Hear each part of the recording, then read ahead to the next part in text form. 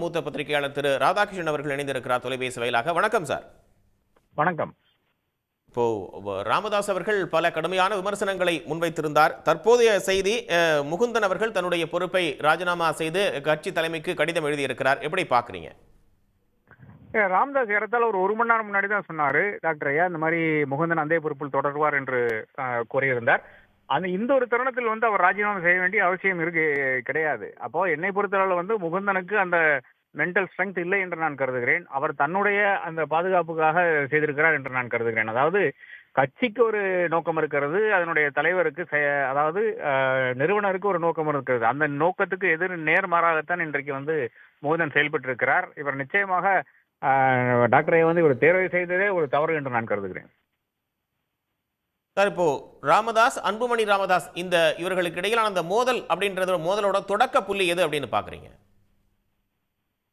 அது இன்னைக்கு இருக்கின்ற சூழ்நிலையில் நமக்கு தெரிவது என்னவென்றால் எம்பி பதவிதான். அதாவது ராஜ்யசபாவுக்கு இவர் செல்ல முடியுமா முடியாதா என்றதுதான். இப்போ அமித்ஷாவினுடைய வருகை ஒட்டி நடந்த விஷயங்களா இருக்கிறது. முகுந்தனுடைய அப்பாயின்மெண்ட் என்று நான் கூற மாட்டேன். ஏனென்றால் அதுதான் அந்த காரணத்தை தான் அன்புமணி பேசிக் கொண்டிருக்கிறார். அது கிடையாது. அதாவது அடுத்த ஒரு ஆப்பர்ச்சுனிட்டி இவருக்கு வருமா வராதா என்றதுதான். இப்போ ஜூலைல அவருடைய பதவி காலம் முடிவடைகிறது.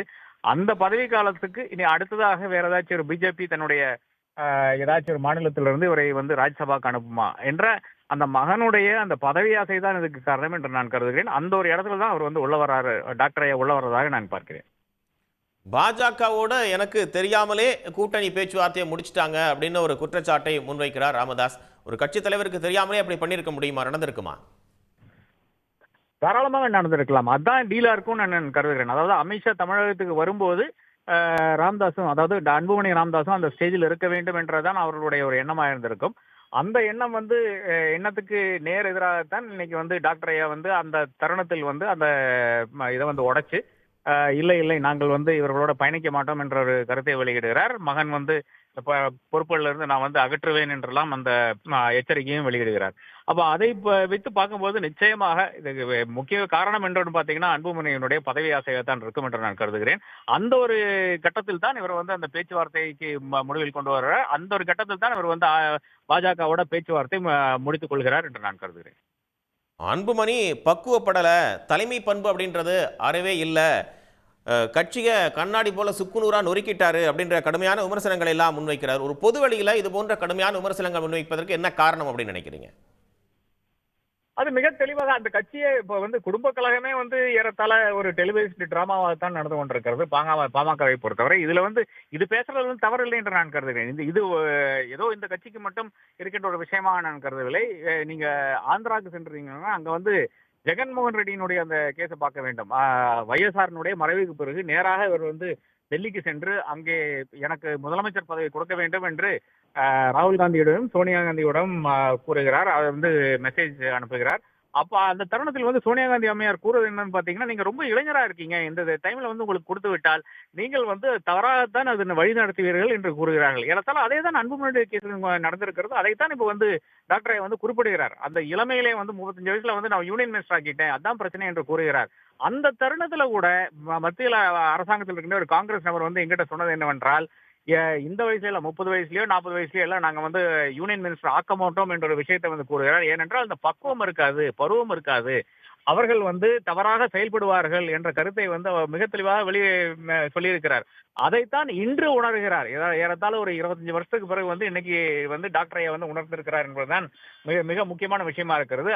அதிலிருந்து அவருக்கு எப்பவுமே ஏறத்தாழ அந்த கட்சி கைக்கு வருகிறது. அதன் பிறகு அவர் எம்பியாவே தொடர்ந்து கொண்டிருக்கிறார். இதெல்லாம் ஏறத்தாழ அந்த பதவி ஆசையும் அந்த பதவி வெறி என்று வந்துவிடும். அதாவது ஒரு கட்டத்துக்கு பிறகு நீங்க அமைச்சராக அந்த இளம் வயசுலயே விட்டால் உங்களுக்கு தலகால் புரியாது என்பது இப்ப நமக்கு பல உதாரணங்கள் உணர்த்தி கொண்டிருக்கிறது. திரு ராமதாஸ் அவர்களுடைய பேசியிருக்கக்கூடிய இன்றைய பேச்சு, அந்த கருத்துக்கள் கட்சியில என்ன தாக்கத்தை ஏற்படுத்தும்? திரு ராமதாஸ் எதை நோக்கி செல்கிறார் அப்படின்னு நீங்க பாக்குறீங்க?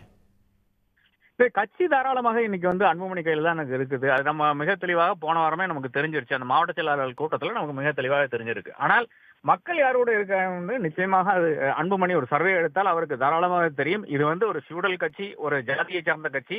ஜாதியை ஒட்டி பயணிக்கின்ற கட்சி. அந்த கட்சி வந்து யாருமே தகப்பனாரே இல்லை என்றால் அந்த ஹெட் ஆஃப் த ஃபேமிலியை வந்து ஏதோ புண்படுத்திவிட்டு நீங்க வந்து பெருசாக வந்து அந்த ஒரு கம்யூனிட்டியில் வந்து சாதிக்க முடியாதுன்றதுதான் எனக்கு தெரிஞ்ச ஒரு வன்னிய அரசியலா இருக்கிறது. அந்த வன்னிய அரசியலை வச்சு பார்க்கும்போது நிச்சயமாக அன்புமணி தான் பணிந்து போக வேண்டும். மக்கள் வந்து இன்னைக்கு ராமதாஸ் கூட டாக்டர் ஐயா கூட இருக்கிறார். கட்சி வந்து ராமதாஸ் அன்புமணிகிட்ட இருக்கு. அன்புமணி அவர்களை வேறு யாரேனும் பின்னால் இருந்து இயக்குறார்களோ அப்படின்ற ஒரு பார்வையும் முன்வைக்கப்படுது அரசியல் நோக்கர்களால். அதில் உடன்படுறீங்களா நீங்க? இல்ல, அன்புமணி வந்து தன்னுடைய சுயநலத்துக்காக தான் செய்து கொண்டிருக்கிறார். அவரையும் யாரும் இயக்கலாம் முடியாதுங்க. நிச்சயமாக அவரை பொறுத்தவரை வந்து அவர் என்ன பாக்குறாருன்னு பாத்தீங்கன்னா, ஒரு எம்பி பதவி தேவைப்படுகிறது. அதே மாதிரி கட்சி தன்னுடைய கையில இருக்கணும். ஆனால் அந்த கட்சிக்கு வந்து எப்படி வழிநடத்த வேண்டும் என்பது வந்து அவருக்கு சில ஐடியாஸ் வந்து முன்காலத்தில் இருந்தது. 2016 வந்து மாற்றம் முன்னேற்றம் அன்புமணி என்றெல்லாம் கொண்டு வந்து இந்த சாதி கட்சி என்பது அது இன்னும் கொஞ்சம் விரிவுபடுத்தி தமிழகத்தினுடைய கட்சியாக மாற்ற வேண்டும் என்றெல்லாம் அவர் ஒரு அட்டெம்ப்ட் எடுத்தார். அதன் பிறகு அதுவும் ஒர்க் அவுட் ஆகவில்லை. ஆனா அதன் பிறகு வந்து தொடர்ச்சியாக தோல்விகள் தான். அப்ப அவருடைய தலைமையில் வந்து தொடர்ச்சியாக தோல்விகளே வந்து கொண்டிருக்கின்ற ஒரு கட்சியா இருக்கிறது. ஆனால் ஐடியா எடுத்து பாத்தீங்கன்னா நிச்சயமாக நிறைய கருத்துக்கள் வந்து அன்புமணிக்கு இருந்திருக்கிறது. அது மத்திய அமைச்சராக இருந்த சமயத்துல வந்து சில ஐடியாஸ் எல்லாம் நம்ம பார்த்து கொண்டுதான் இருந்தோம். அதை தாண்டி நிச்சயமாக தனியாக இயக்க முடியுமான்னு கேட்டீங்கன்னா, என்னை பொறுத்தளவு வந்து டாக்டர் ஐயாவையும் இயக்க முடியாது, இவரையும் அந்த அளவுக்கு இயக்க முடியாது என்றுதான் நான் நினைக்கிறேன். ஆனால் பாஜகவோடு ஒரு ஒத்து போக வேண்டும் என்ற அந்த ஆசையில் வந்து அன்புமணி பயணித்துக் கொண்டிருக்கிறார். நன்றி சார். இணைந்து உங்களுடைய பல்வேறு பார்வைகளை முன்வைத்தமைக்காக நன்றி. உடனுக்குடன் செய்திகளை தெரிந்து கொள்ள சன் நியூஸ் பெல் ஐகானை கிளிக் பண்ணுங்க.